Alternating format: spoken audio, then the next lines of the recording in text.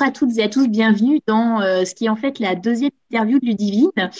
Voilà, donc on a eu un cafouillage en cette belle journée internationale des droits des femmes. Donc c'était le 8 mars où on a fait l'interview dans son format habituel avec vous tous connectés, avec Ludivine ici présente de nouveau. Et l'enregistrement a foiré, voilà, je vous donne en mille. Erreur de ma part ou problème technique en dehors de mon champ d'action, j'en ai aucune idée. Et donc voilà, alors, c'est intéressant d'un point de vue interne à Résalliance, voir comment on réagit à ça, qu'est-ce que tu mets en place. Après, ça dépendait aussi beaucoup de toi, Ludivine. Mais bref, je ferme cette parenthèse. Ça vous met la puce à l'oreille pour vraiment, voilà, venez connecter dans les lives, les replays, c'est très bien, mais voilà, c'est un cas concret de ce qui peut arriver. Bref, donc là, on se donne 30 minutes, donc ce sera un peu plus court que précédemment. Ludivine a l'immense gentillesse de se montrer disponible de nouveau. Coucou Ludivine. Salut. Salut et merci encore. Et voilà, et je suis confuse, mais bon, c'est ainsi pas la vie. Donc voilà le contexte de l'interview. Donc on n'est que toutes les deux, on papote, on va plus droit au but. Si vous avez des questions que vous n'avez pas posées quand vous étiez là ou si vous n'étiez pas là, et ben ça va plutôt se passer en commentaire sur LinkedIn ou sur YouTube. Et puis voilà. Ok. Très bien. Alors, Ludivine, tu es docteur en neurosciences. Je ne sais plus de quelle année, quelle ville. 2020, Bordeaux. 2020, Bordeaux. Ah ben, j'y suis allée le week-end dernier. Quelle Déjà. magnifique ville. Alexis sera ravi que je ressouligne cet aspect. Non, c'était plutôt agréable de passer 3 ans là-bas. C'était top. Ouais. Alors, j'étais surprise par la météo de cette ville où il peut pleuvoir 7 ou 8 fois dans la même journée, ce que je n'ai pas Aix-en-Provence, mais bon, bref, on va pas s'égarer. Non, une fois sans arrêt. Moi, j'ai surtout connu ça une fois, mais non-stop. D'accord. Non, mais là, c'était Sympa averse. aussi. Enfin, bref. Donc, il y a 2 semaines, tu me racontais, sauf erreur de ma part, que faire une thèse, je crois que c'était un projet de longue date et que finalement, une fois dans le bain, bah, c'était pas si ouf que ça. Ouais, c'est ça. En fait, c'était, je pense même un rêve. J'ai beaucoup idéalisé l'idée de faire une thèse. Je l'ai un peu même, c'était un peu le Saint Graal, l'objectif ultime, faire une thèse, parce que j'aimais monter des projets, parce que j'adorais la science, parce que j'aimais toujours creuser un peu plus pour avoir des infos. Sauf que bah, ça, c'est ce qu'on nous montre, c'est le versant qu'on nous montre pendant notre formation. On fait quelques stages évidemment pratiques, mais une fois dans le bain, et ben ça ressemble plus du tout à ça. C'était, pour moi en tout cas, c'était beaucoup de manip et peu de, enfin, pas quelque chose qui me plaisait, pas quelque chose qui m'animait. J'étais seule dans mon laboratoire à refaire tous les jours la même expérience entre guillemets, puisque c'était du comportement, donc il faut une certaine répétition des comportements pour éviter les biais, pour éviter ce genre de choses. Mais du coup, mon quotidien à moi, il était pas très plaisant parce que ce que j'aime, c'est que ce soit animé de partout, c'est toucher à plein de choses, découvrir plein de choses, apprendre plein de choses de différents domaines. Or, c'était pas ce que j'ai fait pendant mes 3 ans de thèse, du coup. Ok, ouais, j'entends que c'était un peu trop routinier. Tu avais peut-être toujours les mêmes protocoles à appliquer et c'était pas forcément Exactement. stimulant. D'accord. Et tu as souligné aussi le Il y côté avait solitude. ça, effectivement. Excuse-moi, je t'entends très, très mal. Je ne sais pas, j'ai pas compris ce que tu m'as dit. Je disais que tu as souligné en passant le côté solitude de ton travail. Oui, oui, parce que du coup, en fait, moi, j'étais seule dans mon labo à faire mes manips avec mes animaux. Donc, du coup, j'étais avec mes rats, mais le monde de la recherche, en tout cas, moi, ce que j'en ai vu, c'est pas un monde où on communique beaucoup avec l'extérieur. Dans le sens qu'on fait nos manips et on communique une fois qu'on a une histoire bien solide, quelque chose de beau à montrer et d'intéressant à montrer pour le reste du monde, mais c'est pas le principe même de ce métier, c'est pas de communiquer sur ce qu'on fait et sur ce qu'on est en train de faire et comment on le fait. Et d'ailleurs, je trouve que c'est dommage parce que ça permettrait aux gens de se rendre compte de ce que c'est et de pas fantasmer sur l'idée du métier, justement.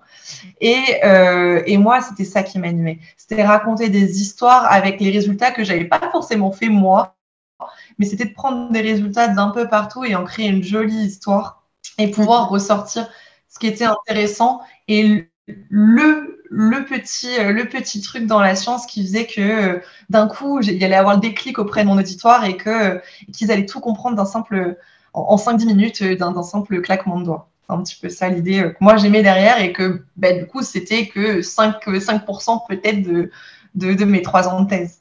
Ouais, ouais, ouais. Je comprends tout à fait. Je me retrouve en partie dans ce que tu dis. On a l'impression qu'on va faire plein de congrès, plein d'articles et tout, mais si c'est peut-être un article tous les 3 ans, un congrès par an, tout le monde n'a pas forcément l'occasion de le faire. Et puis même si c'était un par an, ben voilà, c'est quelques heures où on peut parler de ce qui nous anime, mais c'est vrai que ça peut être restreint si c'est l'aspect potentiellement qu'on préfère dans ce qu'on fait. Malgré cette désillusion, si je peux l'appeler comme ça, tu as eu le courage d'aller jusqu'au bout. Bravo. Qu'est-ce qui fait que tu es allé jusqu'au bout? Parce que commencer quelque chose de difficile qu'on pourrait qualifier de long, 3 ans à faire quelque chose qui ne nous plaît pas ou très peu, ça peut être long. C'était quoi ton moteur pour aller jusqu'au bout? Moi, c'était le après. Enfin, ce qui m'a fait tenir, en tout cas, déjà, c'était le après. OK, c'est pas ce que j'aime. OK, c'était pas ce à quoi je m'attendais. Par contre, je voulais pas abandonner, même si aujourd'hui, je trouve que c'est très courageux que les gens le fassent si ça leur plaît pas. Et honnêtement, c'est une décision totalement personnelle. Mais moi, c'était pas ce qui m'aurait rendue heureuse. Et en plus, c'était arrêter, oui, mais pour faire quoi? Et ce que je préférais, c'était transformer cette expérience un petit peu dure, complètement compliquée pour moi, en quelque chose de positif derrière. Et du coup, ce que je disais la dernière fois, j'ai contacté énormément de gens pour affiner mon projet de après-thèse. Et en discutant avec plein de personnes, on a valorisé justement ce fait d'être docteur. On a valorisé le fait qu'une fois que j'aurai une thèse, j'aurai une vraie plus-value sur le marché du travail. Et du coup, mon projet a été de faire une autre formation derrière pour justement me redonner cette confiance et cette appétence pour tout ce que j'aimais avant la thèse et pour me faire une espèce de petit tremplin qui me serait juste le petit coup de pouce pour pouvoir repartir derrière. Donc, du coup, le fait d'avoir ce projet futur m'a poussé à continuer et à me dire que je pouvais faire quand même quelque chose de bien avec cette thèse parce que j'adorais mon sujet et j'adorais en parler et ça change rien du tout. C'était vraiment mon quotidien que j'appréciais pas. Et du coup, je voulais pas que ça se termine comme ça, que ça se termine là, après tout ce que j'avais fait aussi pour en arriver là. Ça marche. Du coup, tu as un peu une multiple vie. Tu fais ta thèse, tu contactes des gens peut-être avec un profil qui ressemble au tien, déjà des docteurs en neurosciences ou peut-être des sciences proches, pour voir ce qu'ils font. Pas forcément. Pas forcément. En fait, moi, j'étais plutôt dans ma première démarche. Non, d'abord, c'était l'étape numéro 1, introspection. Qu'est-ce que j'aime, qu'est-ce que j'aime pas, qu'est-ce qui m'anime?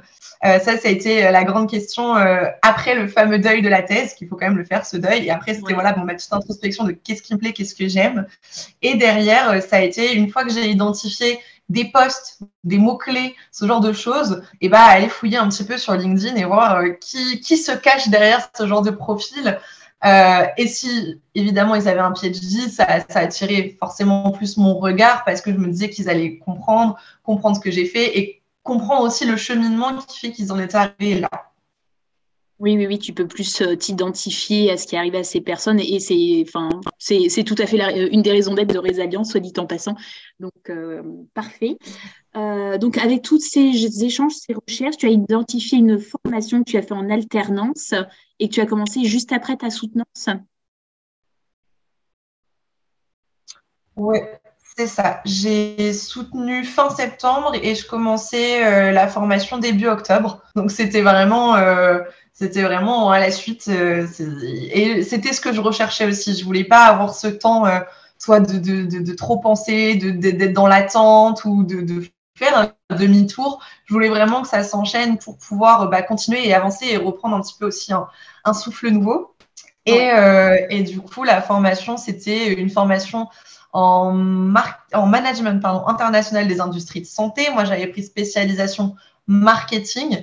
L'idée étant pour moi juste de m'apporter une deuxième casquette, une espèce de petit spotlight sur mon profil pour que les recruteurs se disent « Ah, mais en fait, elle ne fait pas que de la paillasse et ce n'est pas qu'une tête derrière dans son labo qui ne sait rien faire d'autre que des expériences. » Or, je sais que c'est absolument pas le cas. Moi, je le savais. Le problème, c'était de le faire savoir aux recruteurs et au monde du privé. Et du coup, c'était la façon, on va dire, facile de le montrer que j'étais capable de faire plein de choses, y compris de passer dans un milieu totalement pas scientifique, totalement différent, pour que mon profil sorte enfin du lot. C'est un petit peu ça l'idée derrière, en tout cas. Ouais, c'est sûr qu'avec c'est vrai que je crois que c'est très franco-français, ça. On a un diplôme, on a l'incompétence, alors que à l'intérieur d'un diplôme, voilà, doctorat en neurosciences ou autre chose, finalement, il y a plein d'autres compétences qui n'ont rien à voir avec la paillasse directement. À voir comment on peut valoriser sans formation complémentaire, à voir si c'est indispensable selon ce qu'on veut faire et comment on arrive à le mettre en valeur ou pas, du coup. Oui, complètement. Après, c'était pas, enfin, honnêtement, c'était pas indispensable, mais moi, ça m'a fait du bien. Moi, j'en avais besoin et j'avais pas envie de trimer, entre guillemets, à encore prouver ce que je valais et ce que mon profil valait. Et j'avais besoin de cette entrée un peu par la porte un petit peu secrète de l'alternance dans le monde du privé pour asseoir cette première expérience et pas avoir à chaque fois à me justifier sur oui, mais je suis docteur, je suis capable de. Voilà, moi, c'était en partie aussi pour ça que j'ai fait cette formation. Ouais, c'est un sujet vraiment intéressant qu'on n'a pas abordé plus que ça, je crois, il y a 2 semaines. C'est vrai que quand on parle de formation après la thèse, pour les gens, ça peut se dire, purée, j'ai déjà fait 8, 9 ans d'études, je vais rajouter quelque chose. Mais en fait, on peut prendre vraiment les choses à l'inverse et se dire, eh bien, finalement, c'est un raccourci. Ok, je remobilise du temps pour cette formation, mais ça va peut-être permettre de passer entre les mailles du filet pour des entretiens, peut-être pour décrocher un poste. C'est vachement intéressant ce qu'on est en train de dire, je trouve. Est-ce que je nous envoie des fleurs par la même occasion. Est-ce que tu peux nous préciser rapidement, alors cette formation, la durée, la nature de l'alternance, est-ce que c'est une semaine sur 2, j'en sais rien, je crois pas, et son coût, à coûte des sous. Oui, rien de gratuit malheureusement. Alors du coup, la formation était une formation spécialisée vraiment pour les profils scientifiques. Peu de docteurs, très honnêtement. Je crois que j'étais la seule de ma promo. Mais par contre, énormément de pharmaciens qui quittaient soit l'officine pour revenir dans le privé, ou soit qui enchaînaient avec un parcours industrie dans leur fac de pharma et qui poursuivaient à côté avec cette formation-là. Donc, que des profils scientifiques qui n'avaient pas touché au marketing et pour lesquels, justement, on allait avoir un format, et moi, c'est ça qui me rassurait, et c'est aussi pour ça que je fais cette formation, de 4 mois de cours avant même de commencer l'alternance pour, en fait, avoir les bases.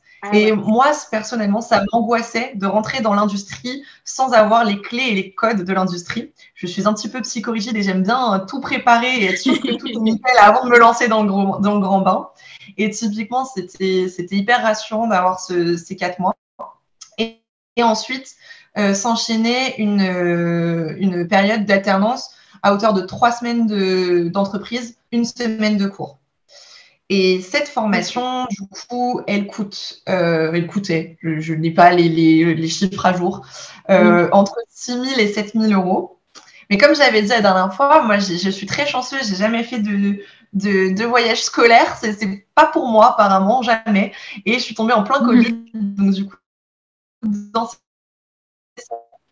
on avait un voyage aux États-Unis qui était compris et moi je l'ai pas fait, donc du coup la formation moi m'a coûté moins cher, mais au détriment de ce fameux voyage où tu rencontres vraiment des industries aux US, où tu essaies de te faire des contacts, etc.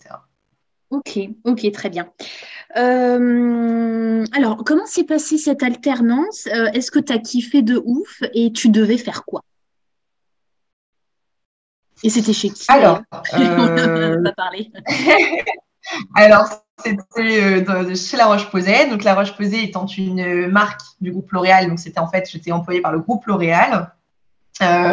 Pour la petite info, c'est pas du tout moi qui suis allée les chercher. Je ne me serais jamais vue, moi, PhD en neurosciences chez L'Oréal. Je vois même pas pourquoi ils auraient retenu mon profil. Enfin, moi, c'était vraiment, je le voyais plus comme un fardeau à ce moment-là, le PhD, en me disant, mais qu'est-ce qu'ils vont faire d'une PhD en neurosciences? Et en fait, c'est eux qui sont venus me chercher parce que j'avais très orienté mon profil LinkedIn sur la com scientifique. Ils cherchaient un alternant en com scientifique à La Roche-Posay, donc match parfait. Ensuite, avec rencontre avec les équipes, match parfait aussi. Donc voilà, toutes les planètes étaient alignées, en tout cas, pour que j'aille sur cette alternance-là. Et initialement, cette alternance, elle cherchait plus un profil réglementaire. Donc, c'est-à-dire que dans ma formation, on avait deux possibilités, marketing ou réglementaire. Et moi, évidemment, j'étais marketing. Le réglementaire ne m'intéressait pas du tout. Mais pour autant, ça a matché. Pour autant, il y avait quand même une grosse partie scientifique et com. Donc, du coup, ma manager a pris le risque de me prendre alors que je ne fitais pas. Et l'idée, c'était de construire un petit peu toute la science, et c'est encore ce que je fais aujourd'hui, mais et de la rassembler dans des formats assez didactiques qui peuvent être à la fois très complets et très détaillés sur des sujets divers sur lesquels vont être placés les produits. Par exemple, je ne sais pas si on est sur de l'acné, sur de l'atopie, sur ce qu'on veut et qu'on va aller plus sur de la cosmétique, parce que là, on est sur de la dermocosmétique. Donc, voilà, ce genre de sujet un peu complexe à creuser et ensuite à monter un petit peu des dossiers pour préciser tout cet environnement qui existera autour du produit, aussi bien pour les équipes en interne au siège, là où moi je suis, que pour les filiales, pour qu'elles puissent en fait avoir tout ce qu'il leur fallait pour préparer leur lancement de produit. Et à côté de ça, on avait une partie aussi validation réglementaire et scientifique où on récupérait en fait les contenus développés par le marketing. Donc soit le marketing pur, donc avec des communications plus par exemple digitales, ou alors le marketing médical avec plus des formats associés à la visite médicale. Et donc, ça passait entre mes mains, enfin pas tout, mais une partie passait entre mes mains. Et je devais avoir cette casquette un petit peu de flic que je n'apprécie pas du tout. Où justement, je devais dire, là, tu as le droit de dire ça, tu n'as pas le droit de dire ça, là, c'est faux, là, c'est pas bon, là, voilà. Et il y avait toute cette partie-là. Sauf que ça ne fitait pas du tout avec moi et ma manager s'en est très vite rendu compte. Et à la place, ça m'a ouvert sur d'autres types de missions plus scientifiques et notamment, dont on avait parlé, moi, j'ai pris mon envol et j'ai pris plaisir à être impliquée dans le développement d'un board spécialisé sur mon expertise, où justement on rassemble des experts et où de façon totalement improbable, je me suis retrouvée à l'animer, à devoir échanger avec les experts et faire en sorte que eux communiquent entre eux pour pouvoir aller sur le territoire, l'expertise qui nous intéressait et avoir leur input, mais de façon très passive, active, où il ne fallait pas que je sois trop non plus dans l'action et les laisser parler. Et donc, voilà, c'était vraiment de la technique de com pure et dure et une grosse préparation en amont, mais beaucoup plus scientifique. Donc voilà, ça, c'était l'alternance au final que j'ai réalisée avec un détail un peu plus complet des missions que je ne l'avais fait la fois précédente. Je te remercie beaucoup. Je trouve ça super chouette que, alors je ne sais pas comment, on va pas forcément s'attarder sur ça trop longtemps, mais ce que je trouve super chouette, c'est que vous vous êtes rendu compte, ta chef ou je sais pas qui, et toi, que ça n'allait pas, et vous avez pu rediriger tes activités sur autre chose plutôt que de se dire, ça le fait pas, merci, au revoir. Donc ça, c'est plutôt chouette de se dire, je suis sur un poste et ça me plaît pas trop, et puis si ça me plaît pas trop, peut-être que je suis pas super compétent, j'en sais rien. Et voilà, il y a toujours moyen de changer. Donc, il y a toujours, pas toujours, mais oui. ça peut arriver. Donc, c'est plutôt chouette en tout cas. Pardon, excuse-moi. Non, mais en tout cas, c'est une grande spécificité de L'Oréal. Moi, quand je suis arrivée, c'était la première chose qu'on m'a dit, c'est toi qui crée ton poste. Donc voilà, c'est évidemment, il y a des missions sur lesquelles dont on ne peut pas se défaire parce que c'est l'âme du poste. Mais toujours est-il qu'on peut le réorienter en fonction de nos appétences, en fonction de nos capacités. Voilà, moi, j'étais quelqu'un de très scientifique avec du coup une vraie méthodologie scientifique, une vraie expertise propre au docteur. Et du coup, ça a été plus mis à profit que avoir un œil plus réglementaire qui n'était pas mon cœur de métier. Et du coup, c'est vrai que c'est grâce à ça qu'on a réussi en fait que mon poste s'est développé, s'est créé et de façon totalement différente de ce qu'il devait être initialement. Oui, il fallait le façonner finalement. Alors, une question que les Reza fans aiment beaucoup, c'est voilà, les deux, trois qualités ou compétences que tu estimes les plus importantes sur ton type de poste.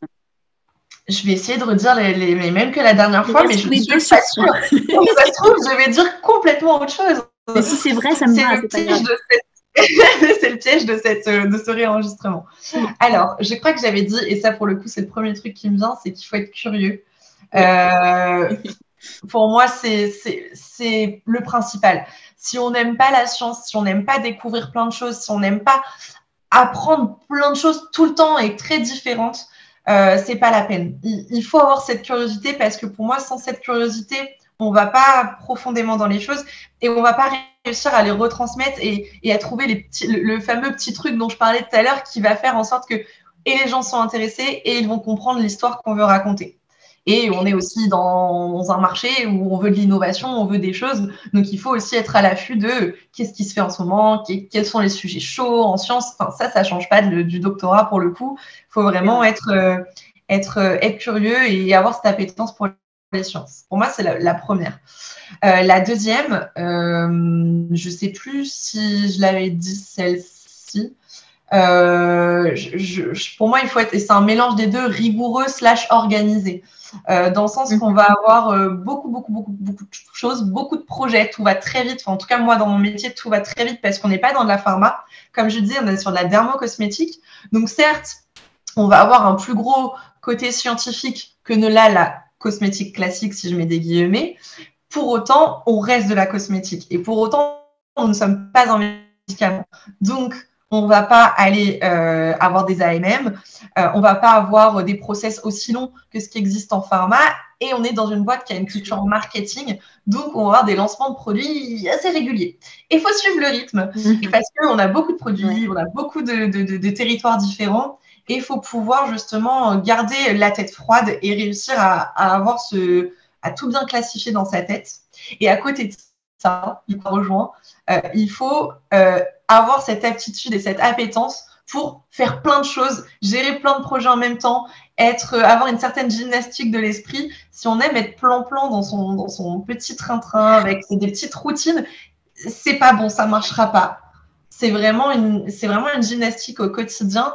Et moi, personnellement, c'est ce qui me stimule, c'est d'avoir des sujets différents. On parle d'un truc, puis en fait, j'ai un mail qui me parle d'autre chose, et puis j'ai un Teams qui me parle d'autre chose. Après, il y a un revers de la médaille, évidemment, c'est pas toujours hyper agréable voilà, comme tout. Mais en tout cas, il faut aimer ce mode de fonctionnement et il faut avoir, pour moi, ces trois qualités principales, elles se rejoignent avec ce type de fonctionnement parce que si on n'est pas curieux, on restera sur son truc. Si on n'a pas de gymnastique de l'esprit, on n'arrivera pas à gérer tout. Et si on n'est pas organisé, on a beau avoir une gymnastique de l'esprit, on va s'y perdre. Donc, du coup, je dirais que c'est les trois choses principales, mais je ne suis pas sûre que j'avais dit ça la dernière fois. Oui, on comprend bien que tout est connecté et complètement logique avec la nature du poste finalement. Sauf erreur de ma part, je crois qu'il y a 2 semaines, tu avais parlé du côté relationnel. Bon, après, voilà, qui aime communiquer sans qu'il y ait de relationnel, c'est peut-être un peu bizarre, ou alors uniquement comme digital où on n'est pas en face à face avec les personnes. Mais voilà, je crois que tu avais dit quelques mots là-dessus. Oui, aussi. Alors, il faut savoir aussi que mon quotidien m'influence sur ce que je vais dire. En ce moment, je fais plus appel à mon organisation et à ma gymnastique de l'esprit, donc je vais estimer que c'est ça le plus important. Mais à la fin du mois, ça se trouve, je vais être amenée à faire des interviews et des congrès, et du coup, je vais dire que je vais mettre plus l'accent sur le côté relationnel. Donc, c'est aussi pour ça que je cite des compétences différentes. Mais effectivement, si on n'aime pas les gens, si on n'aime pas parler, si on n'aime pas sortir de sa zone de confort, si on n'aime pas être challengé aussi parce qu'on va avoir des personnes différentes en face de nous, il faut réussir à s'adapter. Donc, si on n'aime pas tout ça, de toute façon, c'est dans le mot communication, ça ne marche pas. Bien sûr. Du coup, c'est nickel parce que tu me tends la perche pour un point que j'avais trouvé vraiment super intéressant lors de la première interview et qui m'avait posé problème d'ailleurs à l'époque où je cherchais 1 milliard de postes de chargé de communication scientifique. Ce que tu as mentionné la dernière fois, c'était que en fait, il y a très peu, quasiment pas, d'intitulés de postes avec ce terme dedans et que finalement, ça va être plus une des tâches, mais inhérente à des postes qui s'appellent autrement. Ouais. Alors, en fait, ce que moi j'ai remarqué, mais alors après, c'est totalement subjectif parce Oui, que bien c'est sûr. pas du tout une étude de On parle de réaliser toi, sur plein de t'inquiète. personnes, on parle de moi. C'est que je trouve que cet intitulé, il existe beaucoup dans le cadre cosmétique. Par exemple, on va le retrouver dans beaucoup de boîtes qui n'ont pas vocation à faire de la pharma. Parce que justement, je pense qu'il y a une certaine flexibilité qui n'existe pas dans la pharma déjà et qui fait que on va avoir des postes peut-être plus polyvalents, plus sur différentes modalités, ce qui fait qu'on peut tout mettre sous un même chapeau, communication Mhm. scientifique. Pour autant, il y a des postes qui font de la com scientifique dans la cosméto et notamment dans la boîte où je suis et qui vont avoir plus un chapeau recherche, donc qui vont avoir une appellation différente. Nous, par exemple, on appelle ça les valorisateurs et les valorisatrices scientifiques. Ok, Donc intéressant. voilà, il y a plein de choses. Ils vont pas avoir exactement le même métier. Il y a beaucoup moins l'aspect communication. Pour autant, il y a toujours cette science, toujours le cœur à aller chercher un petit peu la curiosité des différents sujets, etc. À côté de ça, dans la pharma, moi, j'avais été beaucoup plus amenée à trouver des postes, et on en avait pas mal discuté, en affaires médicales, justement, où je trouvais que c'était un peu le pendant pharma de ce que moi, je fais actuellement. Et où on va avoir justement cette diversité. Dans la science, on va peut-être pas être autant sur un même petit sujet, on va avoir des choses un peu plus larges et être amené à faire des publications, ce genre de choses, enfin vraiment tout ce qui est attrait à la com scientifique pure. Et du coup, qui moi m'aurait plu aussi si j'avais dû aller dans la pharma. Et à Ok. côté de ça, il y avait aussi le pendant un peu plus terrain, où on fait aussi de la com scientifique et que moi j'avais identifié qui était le poste de MSL et on en avait Mm. discuté aussi en se disant qu'il y avait justement pas mal de PhD qui repéraient ce poste-là. Oui. Mais comme quoi il existe plein de choses et j'avais conseillé le site du LEEM où il y Ah avait des oui, ça, je suis fiches preneuse. ouais, il y avait des fiches de poste sur le site du LEEM où en fait, et même plein de formations, il y a le CFA LEEM où il y a tout plein de formations annexes qu'on peut faire et le LEEM avec ses fiches de poste où là, on peut justement aller se renseigner et ils mettent un peu, voilà, qu'est-ce qu'il faut pour rentrer dans ce poste, quelles sont les missions classiques principales. Et la dernière astuce étant d'aller voir les offres de poste directement et de voir ce Bien. qui est requis, quelles sont les fonctions et les missions qui sont spécifiques à ces postes-là, pour pouvoir un peu Ça marche. élargir son périmètre de recherche, on va dire. Ouais, j'appelle ça l'arbre des possibles. Ça vient d'une copine, mais c'est vraiment, moi, je suis là, je suis le tronc. Et en fait, il y a plein de branches et des sous-branches et plein de trucs partout. Et parfois, les branches se touchent, alors on peut passer d'une à l'autre. Enfin, bref. Bah, super pour la référence, ça, on le mettra en commentaire. Euh, alors, on arrive tout doucement à la fin du créneau qu'on s'était donné. Avant le mot de la fin, du coup, on a bien compris ton alternance. Tu as été embauchée à l'issue de cette alternance chez La Roche-Posay. Oui. Est-ce qu'il y a quelque chose que tu voudrais nous partager par rapport à éventuellement comment tu as évolué en tant qu'alternante et en tant que chargée de com embauchée réellement? Alors, déjà, il faut savoir que ce poste, il n'était pas existant. Il a été créé. Ouais. Pour moi, ça fait un petit peu. Il a été créé pour moi, mais non, non, c'est ma manager qui s'est battue en fait parce que justement, elle aimait qu'on travaille ensemble. Elle avait besoin d'une personne et nous, ça fitait bien. Donc du coup, c'était un peu bête de laisser passer cette chance. Et donc, un des conseils, si je peux donner, c'est qu'une fois qu'on a réussi à faire son réseau, à faire ses contacts et qu'on a laissé une super impression, et ben c'est super important déjà Mm. de l'utiliser et de se reposer sur ce réseau et de ne pas sous-estimer l'humain dans la recherche de travail parce qu'en fait, moi, ça a vraiment été ça le déclencheur, on va dire. Génial. Et, euh, et à côté de ça, bah, l'évolution, oui, j'ai beaucoup évolué, j'ai beaucoup de nouvelles missions, j'ai un poste qui a pris en galon complètement et qui, je pense, continuera à évoluer parce que je découvre aussi des nouvelles choses que j'aime et que je ne soupçonnais pas que j'aimais. Comme je crois que je l'avais souligné la dernière fois, mais j'adore la gestion de projet. Je ne savais absolument pas que j'adorais la gestion de projet. Pour moi, c'était la science et rien que la science. Et en fait, j'aime aussi ce qu'il y a tout autour de cette science et qui existe dans le monde du privé. Et en tout cas, que moi, j'ai pas connu en tant que doctorante, mais que je sais que certains ont la chance de connaître dans leur doctorat, qui est justement ce management de projet et d'être vraiment un chef de projet à part entière. Et donc, typiquement, ça ouvre aussi, de un, le champ des possibles, ça change aussi les projets qu'on s'était mis, où on se disait, je vais tout droit là-bas et peut-être que finalement, ben, je vais aller plus comme ça. Et donc, en fait, je me dis qu'entre les deux, eh ben, j'ai acquis en maturité et que l'expérience, ça change quand même beaucoup de choses, vis-à-vis de notre vision des choses, de notre vision de nous-mêmes, de ce dont on est capable, de ce qu'on va faire.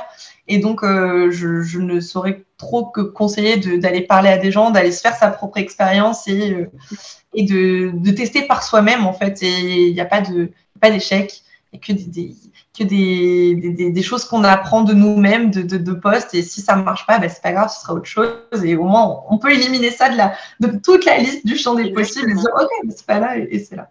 Donc, en tout cas, c'est ce que je retiens de cette transition. Génial. Bah, super, super premier mot de la fin parce que je voulais ajouter le mien du coup. Je t'en prie.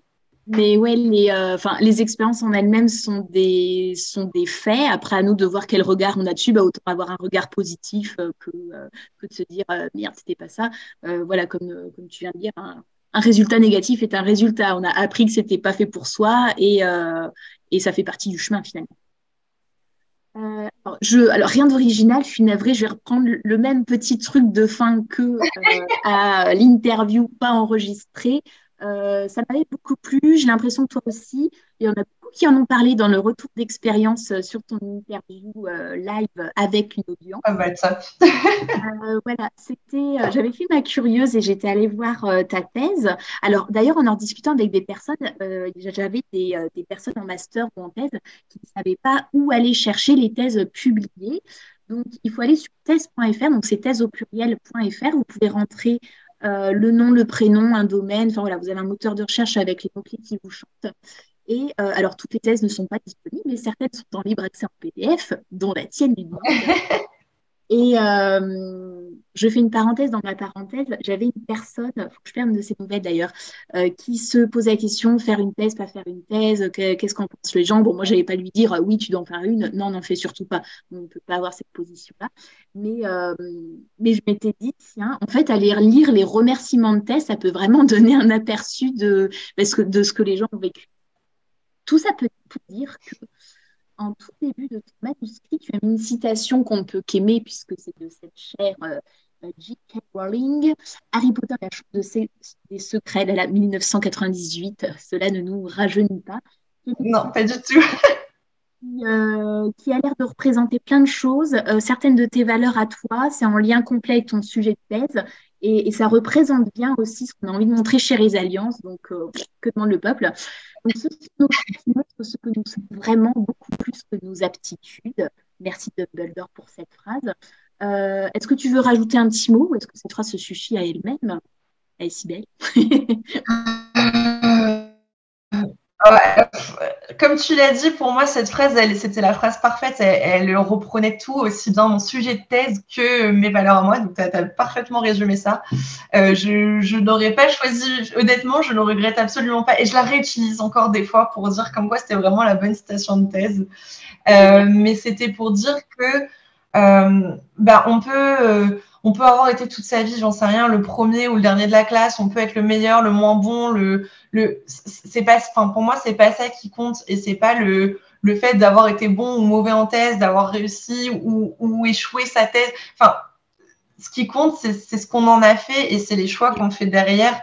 Et c'est comment on décide, enfin pour moi c'est une sorte de regard, comment on décide de le voir et qu'est-ce qu'on va en faire derrière. Et du coup, cette citation, c'était ça et elle représentait bien mon pas au dehors du doctorat où justement, oui, J'ai pas passé 3 ans merveilleux, ça a été Mhm. compliqué, c'était beaucoup de remise en question sur moi-même, beaucoup d'introspection. Mais aujourd'hui, je suis très épanouie, je suis très contente du chemin que j'ai accompli et j'arrive à en faire une force justement de cette thèse. J'ai réussi à en faire une force auprès des recruteurs, dans mon travail de tous les jours, dans ma vie personnelle. Et en fait, c'est un peu ça que ça voulait dire. C'était, mais peu importe ce qu'il y a derrière, ce qui compte, c'est vraiment qu'est-ce qu'on décide de faire avec et qu'est-ce qu'on décide de faire après. Et ça, c'est propre à chacun et personne ne peut le faire à notre place. Il n'y a que nous qui pouvons le faire. Donc voilà. Magnifique. Ben, je te remercie pour ce commentaire supplémentaire. On va s'arrêter là. Ludivine, je te suis vraiment super, super reconnaissante de t'être montrée disponible une deuxième fois. Comme ça, on aura un contenu en replay à proposer, alors un peu différent que celui habituel, mais quand même un contenu à proposer sur la chaîne YouTube. Donc, j'estime qu'on peut en être fier. Et puis c'était intéressant du coup parce qu'il y avait voilà, des choses en écho à la première interview, mais aussi des petits aspects un peu présentés différemment. Donc ça reste un exercice intéressant, même si c'était pas du tout anticipé. Bah, merci à vous. Donc n'hésitez pas à vous abonner à la chaîne YouTube, à commenter si vous avez des questions, des remarques, quoi que ce soit. Ce sera aussi sur LinkedIn comme d'habitude. Et puis voilà, n'hésitez pas à venir au live. Ce sera une des leçons tirées de ce problème technique du Divine. Merci, je te souhaite une très belle journée. Bah, je te remercie à toi aussi et puis bah, bonne journée à tout le monde du coup. Ça marche. À bientôt. Merci À encore. bientôt. Je t'en prie.